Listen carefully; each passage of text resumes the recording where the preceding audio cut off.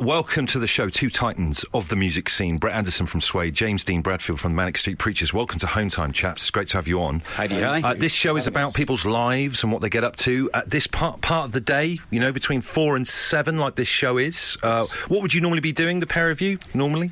Having a cup of tea. Cup of tea? Like mowing the lawn? Cup of tea and a biscuit. It's 4 o'clock time, isn't it? And then sort of like then school pick up and then dinner time. That's the exciting rock and roll life I lead. Richey and I are involved in the whole school pick-up drop thing. We've had conversations over the years about whether you get involved. Are you a chatty school gates kind of guy, Brett, or are you stay? I can be, but I'm also one of those school gates guys that will literally go and stand on my own, because sometimes you just have that sort of thing. I can't be bothered to make any conversation, so I'll find a sort of like slightly sort of out of the way route to get to the pickup and stand there on my own, kind of pretending that I'm listening to some music or something like headphones. But I'm not unfriendly if people talk to me. So it depends on the day. You know what it's like. I know what it's like. Sometimes it's just like, oh, I can't be bothered, and sometimes a little chat. You know. Are you like on time, Dad, or are you kind of running at the very end? Pretty on time. Pretty on time. Pretty on time, yeah. James, this time of the day, what kind of thing do you get up to? Yeah, I've picked up my boy. I'm quite user-friendly at the school gates. You're a bit more chatty. You might initiate a few conversations. Yeah, kind of like it's all about sport and stuff. It's a safe conversation zone, isn't it? Yeah. No, I'm good with all that. I enjoy it, actually. And then run about this time is probably a quick football practice in the front garden with the boy, and then a cup of tea. Wow, this is amazing. As it approaches dinner, you say you're both very user friendly. Would you both consider to have a signature dish that you would look at preparing? Dad meals. Signature dish. I'm not really allowed near the kitchen. I quite like cooking. I used to quite like cooking, and my wife sort of won't really let me near it. She says I'm too messy. Was there one particular meal, Brett, that was a bit of a grumble bit, that was. Yeah. But, you know. My lasagna is pretty good. If you may say so yourself. Yeah, it is good. Okay. My spaghetti vongole used to be good until nobody wanted to eat it anymore. But I got 2 young kids, so they don't want to go for spaghetti. Actually, I can do a good spaghetti puttanesca. Oh, wow. There you go. It's almost as if there's a competitive element coming out. We hear about James's lasagna, and then suddenly your spaghetti comes out. Exactly. So when all of a sudden he's got his Michelin stars, and then it's it's like an arms race, isn't it? It is. With the concept of touring together, obviously you guys have done that before. You did it way back in the 90s. You know it's a venture that works. But is there a competitive element that kind of healthy competitive element that comes in the tour? You know, one band's always going to see the other performing first and all that kind of thing. I think back in the day, yeah, definitely. Back in the day we were competitive, especially when there was a weekly music press. I think everybody was competitive with each other, and that doesn't disappear. You can have healthy competition, but it dims somewhat, so to speak. But I suppose the way you can mark it is some nights when we were touring America, because we swapped headlines, every other night just about, and some nights when Suede were on first, I'd be watching them, and particularly on a night where Brett was just going feral and really connecting with the audience. I'd be thinking, I'm going to have to break out some moves tonight. So I've got the advantage of only having a microphone to carry around. No, I know. You've got the guitar as well, but so it's tricky. You can try and be disingenuous about it, but if I only had a microphone in my hand, I wouldn't know what the hell to do. I'm sure you do. I need my guitar. I need my security blanket. Yeah. So do you worry, obviously, like Richey said, you guys have toured together before, but it is going on tour with another band a little bit like going on holiday with a family that you like. You might get on each other's nerves, like Nicky hogs the shower, Matt takes ages to get ready. Is there a worry that you might get on each other's nerves a bit? I think we're kind of both old enough and experienced enough to know that you've got to sort of give each other space and stuff. And we're sort of polite and friendly and hang out and all that sort of stuff. And they become good mates of ours. But we don't kind of like go and hassle them and sit in their dressing rooms, because I know full well that there's a weird time when you're in a band where you just need to be in your own space and be with your own band. There's that sort of pre-gig and post-gig moment where the pre-gig moment is like you're kind of preparing, you're doing all your rituals, you're doing all these little things you've got to do, and you just simply haven't got space for anything else except that. And the same thing straight afterwards as well. There's almost like a bit of a kind of an autopsy about how the gig went and blah, blah, blah, that only the band can be involved in, sort of thing. But so we kind of understand those needs that every band has, kind of thing. I think. Can another band's behaviour rub off on you a little bit? Because I remember seeing the Manics. You guys played with Screaming Trees supporting Oasis at Worcester, Massachusetts, back in the 90s. My goodness, it was a long way back, but that was the Oasis tour where Liam and Noel were like falling out with each other, and I think they ended up splitting up and stuff. It was just a nightmare. Yes. Did that rub off on you guys? Were you aware of it at the time? To be honest, at that particular point in time, it was just good to see. It was just good to see another band messing up instead of it being us for once. I mean, kind of like it was a particularly dramatic tour. Obviously, you had Screaming Trees, and you had Mark, and he was going through his stuff. And I really got on with the guy back then. God rest his soul and stuff. And then you saw kind of Liam just going full Vesuvius at some points. Yeah.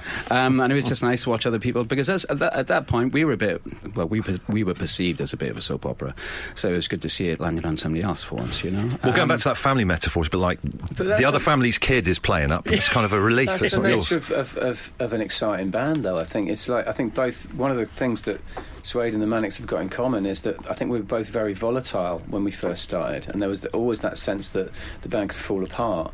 Right. And that's exciting. It's that chemistry that's always on the edge, that it's never quite stable. And that's what makes exciting bands, And I think that can be exciting on stage as well, because some nights, you're pushing a song so hard, like a song like Faster from the Holy Bible, and it's so ferocious, and Nick's so worried about like his scissor kicks, and Richey, will be so worried about just moving as much as he could, and it was just nearly falling apart, and that can be exciting to watch, It can be. It's not quite chemistry. Let's talk about Venn diagrams. Both bands were NME Godlike Genius. Yeah. What else is in the Manics and Suede Venn diagram? What is the same? There's obviously going to be differences, but what would you say are the similarities that make it work, a tour together? But I think for me, when we toured together in 1994 for the first time, we were both touring Europe together with probably our most challenging records we've ever made. And interestingly enough, that was at the kind of apex of the whole Britpop thing that was happening in the UK. And that felt somehow kind of... There was something kind of like telling about that. I think both Suede and the Manics have always been a kind of outsiders band. And that's how we bond, through our outsiderdom in a funny sort of way. And I think that's why there's lots of fans that like both bands, that kind of like they feel kinship with both bands, because there's a sort of an outsiderdom thing going on there. I think Nicky said in an interview I watched recently that he said you guys both didn't kind of belong to anything, which is why you survived so long. No, we didn't. I mean, we recognised as soon as Suede. I can't deny that when Suede first came out and the release of Drowners, then Mountain Mickey, etc., I was a little bit jealous, because they just started taking off, and they started getting enemy covers we might have had. Now we're finding the tension. But can I recognise something straight away? Some of the reviews said that there was like some of Brett's lyrics were. There was kind of a J.G. Ballardian kind of vision of a dystopian future or present that we were living in.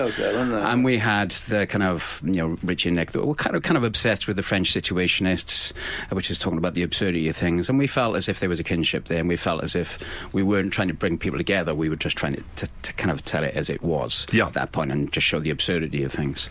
So we felt connected on that. Definitely. I think we were both separately trying to form our own cults in a way. Yeah. We both. That was.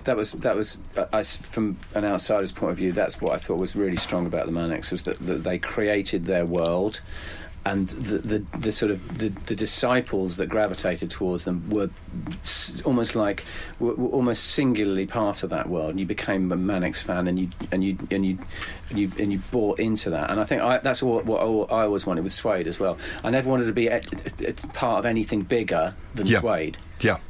Right, and I think the same goes for these guys. And the irony was that Suede actually started Britpop, and which became much bigger than any one single band. It became a kind of a generational. But you kind of swerved that moniker, I guess. We didn't. We were always sort of sucked into its thing, because the debut Suede album is the first Britpop album. It's just historically where it's just what happened, really. And so we were always kind of connected to that, even though we never felt quite comfortable in that slipstream. So that's what I'd say. I think both bands kind of tried to create their own little worlds. I always like bands like like that weren't part of scenes. They were part of something stronger than that, something more individual than that. I mean, you do have mad fans, don't you, the pair of you? In footballing parlance, they're almost ultras. I think they were in kind of ultras. Big flags. They're keepers of the flame, I would call them sometimes. Yes. They feel as if sometimes, and I recognise this, I can empathise with this feeling. Sometimes the fans, those kind of fans, think they know the band better than themselves. Yeah. And I was certainly like that. I would get annoyed if, a guitarist in a band wouldn't use his signature guitar anymore. I'd be like, what the hell is wrong with this guy? Oh, actually, you'd notice that kind of thing? Yeah, I'd notice that kind of thing. Or you notice if they changed the text on the font on their records, and you'd be like, why are they doing this? Why? What are you doing this for?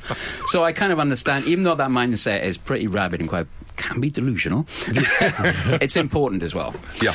With the fan side of touring together and keeping actually the football analogy going and the ultras, if you went to a lower league football match, for example, and I'm not saying this is what this is. So wait a minute, this is drive time, you're talking about ultras.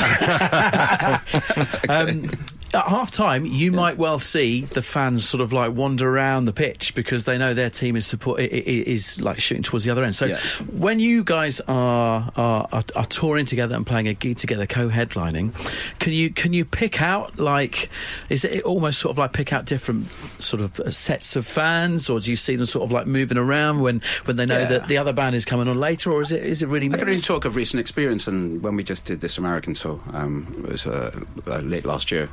Yeah, there was a lot of excitement because Suede hadn't been in America for over 20 years, I think about 25 years. 25 years. Yeah. So there was a lot of excitement about playing some of the gigs, and I remember especially in Los Angeles, just the first 5 rows of people were just there for Suede. I was just like, oh, it's a nice welcome. Setting flares off, etc. That was a great gig, though, of yours. It was I really a great enjoyed gig. that. Yeah, one. it was good. Maybe because there was a bit of frisson. A frisson, yeah. You need that, though, don't you? I mean, speaking of the gigs, you're playing 1 hour 15 each in this co-headliner tour. Just focusing on the set. How do you decide what to play? Because both bands have so many hits. We had Blur in recently, and they actually outsource their set list choosing to somebody else who picks their set list for them for their comeback gigs. So you're giving too much power to the people. Power to the people. How do you decide, though? Because maybe you want a song you want to play that the rest of the band think, oh, no, let's just leave that. We've only got 1 hour 15, James. I think it focuses you, and you just really don't want there to be any spare meat on there. I'll freely admit that I like to get the audience moving. When I go to see a band, I want to see their top line songs. I do. If they don't play certain songs, I get upset. So perhaps that makes me a bit cheap seats. I don't know. But we'll always play Motorcycle. We'll always play Design. We'll always play Tolerate. It's just the way it is because. People look down on playing old songs, but you can't ever relive that moment unless you're in front of that song in a live performance environment ever again. It is every time I go to see a band and they perform a song that I loved 30 years ago, I'm reliving it, and I like that moment. But yes, you got to mitigate that by just doing stuff from nearly every album you've done, and we've always done that, And we don't road test songs, but we always play lots of, old stuff and lots of new stuff. We play everything. But Nick's in charge of the set list. I see. You see the man with all that stuff. He'll ask me about high keys now and again. He'll say, "Is that a kick?" No, it's just are there too many songs in E in a row? I'd be like, yes, there are. Is that a thing? Would that be something that you worry about? Too many songs in E? Well, you try it, fella. That's a good point. I'll give it a go. Just thought, does he warm up with his stretches for his kicks, by the way? No, he's old-fashioned. No, he doesn't believe in that. Just sees what happens. I know that Brett's in. You'd pretty much do your set list on the spot every night, no? Yeah, I mean, there's always songs, like James says, there's always songs you've got to play. And you will always play Animal Nitrate and whatever, Beautiful Ones, whatever. But, I don't know. I think it's kind of boring for people reading a set list sort of 2,000 miles away on the internet and saying that they did Beautiful Ones again, they did Trash again.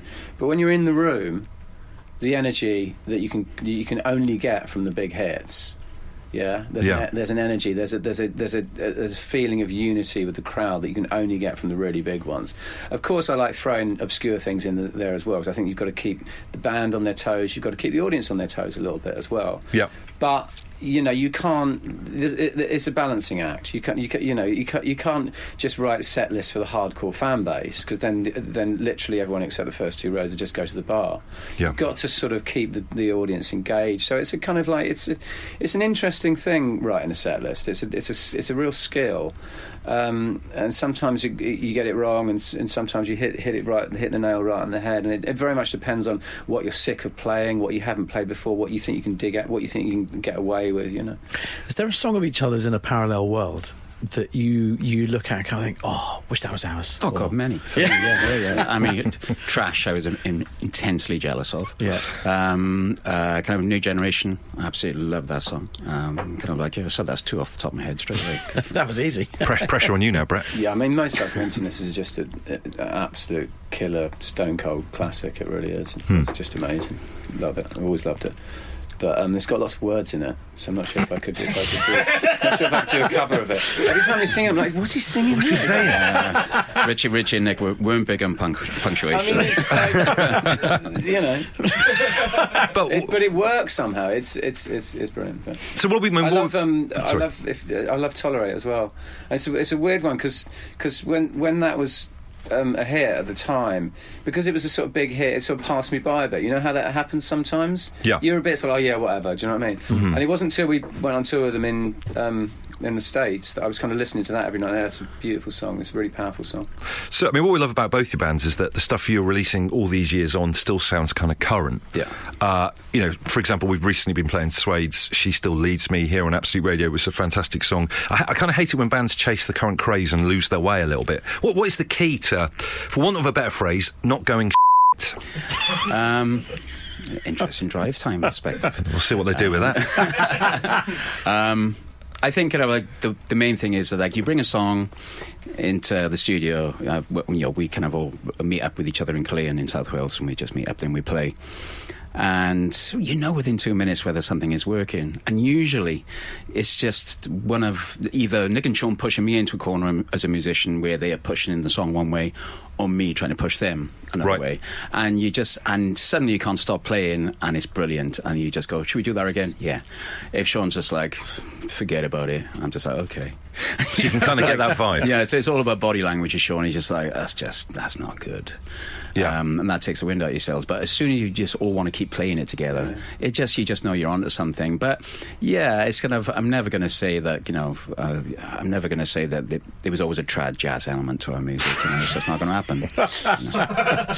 I'd love to hear that album though. Brett, for you, what about you? Yeah, it's all about, like James said, it's all about instinct. It's all about instinct and being really honest with yourself. Right. I think lots of bands get to, there's a tendency or there's a temptation for bands to kind of like get to a certain stage in their career and sort of assume that everything they're doing is good because they're doing it. Right. And we're brutally honest with our songwriting. When the last album, Autofiction, that you mentioned, it's got She Still Leads Me on it, that took 4 years to write. Oh, wow. Yeah. So why so long? Just going back and 4 years to write, ripping stuff up, because it took 4 years to write, because it wasn't good enough, and it still wasn't good enough, and it still wasn't good enough, and 4 years later it was good enough. You kept throwing stuff away, basically. We kept throwing stuff. We write at least 50, 60 songs for every album. Yeah. Really? Wow, that's amazing. And throw them all away. And for me, it's not a problem, because those songs that you lose, you kind of, obviously the question is, do you ever reuse them? Sometimes bits of them kind of reappear and stuff like that. But that's not the point. You're just exercising your songwriting muscles while you're writing them. It's part of the process now. You've just announced one hell of a box set. Yeah. Previously unreleased. One hell of a bad box set. Yeah. I don't think you really want to hear it. There's a reason we scrap songs, don't we? So yeah, a lot of work, and it's deceptively simple. You know what I mean? It seems last album was 11 songs, and it seems simple and straightforward, but there's a lot of work behind that.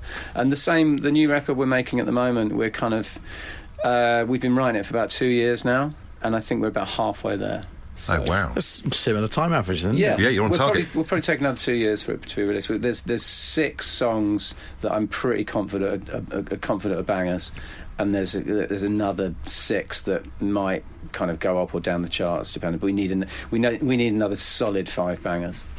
It's an incredible tour you've announced next year. All these outdoor venues, castles and palaces, Alexandra and Cardiff and Edinburgh and such like. It's great for the fans to be able to see 2 full sets, 2 bands, 1 night, one ticket. Is there any fantasy world 2 bands that you would have liked to have sort of seen? If I could see these 2 on one night, who would it have been? I wish you'd prep me for that question. That's a real prep question, isn't it? I would have liked to have seen the Sex Pistols if I was, in 1976. Tell you what would be good would be Sex Pistols and then Johnny Stays On and then High Time Pill were all the original members. Yes. That'd be amazing. That's a good answer. There we go, you've answered it together. Yeah, I'd like to Without see the the prep. Pistols and then Rise and Clash in a Big Audio Dynamite. That would have been good. Yeah. Well, I mean, as you get older, music obviously still a big part of your life, but you develop other interests and hobbies. Bez from Happy Mondays is a beekeeper. Have you guys got any hobbies or interests that you've developed over the years since obviously you first appeared on the music scene, James? No, I like to think that I had a quite rounded life. I've always been interested in lots of things. That's a very pre-prepared statement talking about prep. Cop out on that one, I'm going to have to push you on this, James. I read. Come on, tell us about your hobbies. Come on, James. Bookbinding, right? I read. I have thought about that because I know somebody who's a bookbinder, and it looks quite. Yeah, it looks good. You can't beat a brilliantly bound book, can you? No, really you can't. No, but I always manage to bust them. I always manage to bust them. Sorry, I forgot. It's kind of like, but no, I've always loved a good walk on the beach with my dog. I've always liked cooking. I've always liked running. Yeah. And I've always liked going and watch rugby, football, and cricket. So there you go. Okay, that's cool. Brett, have you got any interest? I'm prepared for this. Okay, so the only thing I'm going to say, I do this thing with my little boy called day camping, which I think I've invented. Oh, I love the sound of this. Right? Yeah. So what it is like my little boy's friends' dads, they're all really outdoorsy, because we live in the country, and they're all kind of like, outdoors. They build them kind of, kind of tree houses and things like that. Anyway, he was like, Dad, can we go camping one night? This is the middle of January, because one of his friends had just been camping because his dad's in the army or whatever. I'm like, no, but how about if we go out day camping? So what we do is we go out, we take wood for a fire, we take marshmallows, we take sandwiches, and a little kind of tent in case it's raining. We go to the middle of the forest, and we kind of like build a little fire and sit there and chat and get all the good things about camping, but without the kind of being chewed at 4 a.m. by a goat. That's what a brilliant thing. So there you go. Idea. So anyone that lives in the countryside, that's my tip for you. Go. What do you call it? Day camping. Day camp. Day camping. That's brilliant, I'm going to isn't give day camping a go. That's fantastic. Yeah. James, back in the 90s, if it had approached the part of an interview where you're just going over dates and where people can buy tickets, be honest, would you have got out glasses to go through them? Oh God, I had a gammy eye when I was young. Oh right, so that's not Thanks, something you made me that's... feel bad. Thanks a lot. Yeah. That's not something that's changed in 30 years then. No, they're getting worse. You made him feel safe. They're kind of they're getting worse. Basically, I got karate kicked in the head in the sandpit. By a kid. I was just going to say his name, and I don't want to say his name. And that of Angry Manics fans. Yeah, no. He was a good guy actually. But remember Kung Fu on the TV? Yeah. He was just like trying to be David Carradine in the sandpit, and bam! I went back home and I had an Apollo rocket above my bed, and then I was like, Mum! And there was 3 of them, and she was like, oh God! And she looked at me and. My eyes were all over the place. Wow. Yeah. So, thanks for bringing that up. Richie, what an end to the interview. Well, you should at least get the chance to take us through the dates, because They're on. They are Getting worse. James, you get a chain for them. I think they look fantastic. Well, Larry Grayson, chain and lanyard. I've got one. So, Friday, 28th of June, Llangollen International Music Eisteddfod. Tuesday, 2nd of July, Dublin Trinity College. Friday, 5th of July, Cardiff Castle. Wednesday, 10th of July, Edinburgh Castle. Like the football results, isn't it? James Alexander Gordon. Friday, 12th of July, Manchester Castlefield Bowl. Saturday, 13th of July, Leeds Millennium Square. Thursday, Thursday, 18th of July, London, Alexander Palace Park. And the pool's forecast is good. Good.